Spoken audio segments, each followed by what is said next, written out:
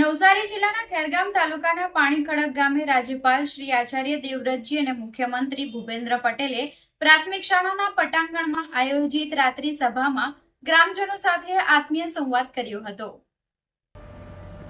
નવસારી જિલ્લાની 2 દિવસીય મુલાકાતના પ્રથમ દિવસે યોજાયેલી આ રાત્રિ સભામાં સ્વચ્છતા, વૃક્ષારોપણ, વરસાદ સંરક્ષણ, વ્યસન મુક્તિ, શિક્ષણ અને પ્રાકૃતિક ખેતી જેવા મુદ્દાઓ પર ભાર મૂકવામાં આવ્યો હતો। રાજ્યપાલ આચાર્ય દેવવ્રતજીએ ગ્રામજનોને સ્વચ્છતાની જીવનશૈલીનો ભાગ બનાવવા, વધુમાં વધુ વૃક્ષારોપણ સાથે તેનું જતન કરવા તથા વરસાદી પાણીનો સંગ્રહ વધારવા અપીલ કરી હતી। તેમણે ખેડૂતોને પ્રાકૃતિક ખેતી અપનાવવા તેમજ પશુપાલનમાં આધુનિક ટેકનોલોજીનો ઉપયોગ કરી આવક વધારવા સૂચન કર્યું હતું। તેમણે જણાવ્યું કે ભાવિ પેઢીને ઉન્નત બનાવવા માટે મજબૂત શિક્ષણ અને સારા સંસ્કારો જરૂરી છે। બાળકોને વ્યસન અને મોબાઈલ ટીવીના અતિરેકથી દૂર રાખી તેમને શિક્ષણ સાથે કૌશલ્ય આધારિત અભ્યાસ તરફ પ્રોત્સાહિત કરવા અનુરોધ કર્યો હતો। આ બધાની હાજરીમાં આજે આપણે સ્વચ્છતા કરી પણ એ કર્યા પછી આજે વાત એવી છે કે આપણા સ્વભાવમાં બનાવવી પડે કે આપણી સ્વચ્છતા આપણા સ્વભાવમાં બને। અને ગામમાં મેં જોયું ત્યાં સુધી અહીંયા આગળ એક તો તમને કંઈક ને કંઈક વ્યસન છે, કોઈ મસાલો ખાય છે તમાકુ આવે એટલે એના કારણે વધારે છે, અને કોઈ મળી આવે છે, 2 વસ્તુ વધારે છે।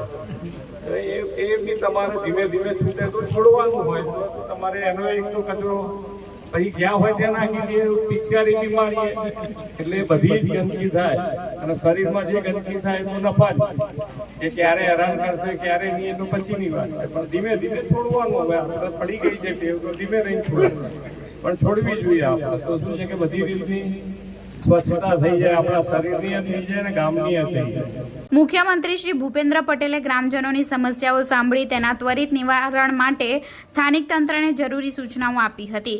તેમણે જણાવ્યું કે વડાપ્રધાનની પ્રેરણાથી જનજાતીય કલ્યાણ યોજના હેઠળ આગામી 5 વર્ષમાં આશરે 2 લાખ કરોડનો ખર્ચ કરવામાં આવશે, જે ઉમરગામથી અંબાજી સુધીના આદિવાસી વિસ્તારના વિકાસમાં મહત્વપૂર્ણ પરિવર્તન લાવશે।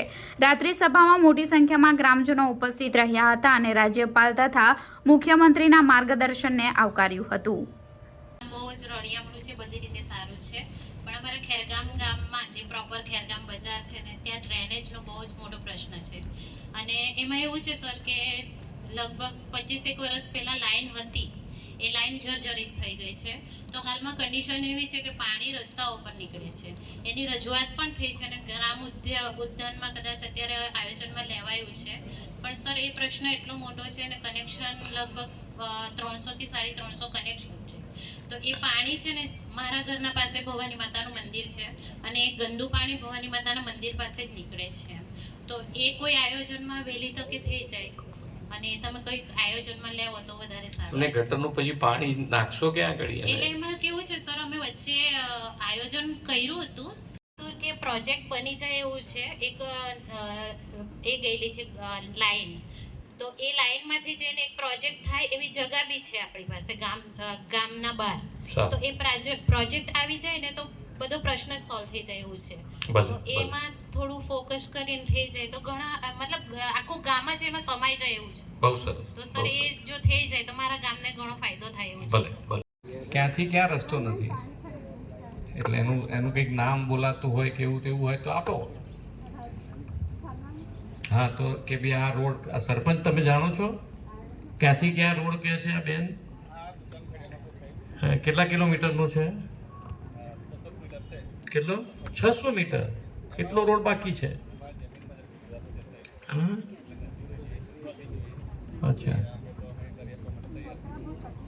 એમને પણ તમે સંમતિ આપો તો એ કરી આપવા તૈયાર છે એવું છે? સંમતિ લેવાની હશે, બધું લઈને તમારો રોડ કરી આપીશું અમે। હા હા, ભલે હા, સારું, હા, રોડ થઈ જશે તમારા હવે। સાહેબ, પાણીની સમસ્યા છે, સરકારશ્રી તરફથી 300 ફૂટ જેટલા પાણીના બોર આપવામાં આવે છે, પરંતુ અત્યારે એવી સમસ્યા છે કે 600 થી 700 ફૂટ જેટલું જો બોર ઉતારવામાં આવે તો પાણીની સમસ્યા હલ થઈ શકે એવું છે। અને મોટાભાગના ગામમાં, બધા જ ગામમાં પાણીની સમસ્યા છે।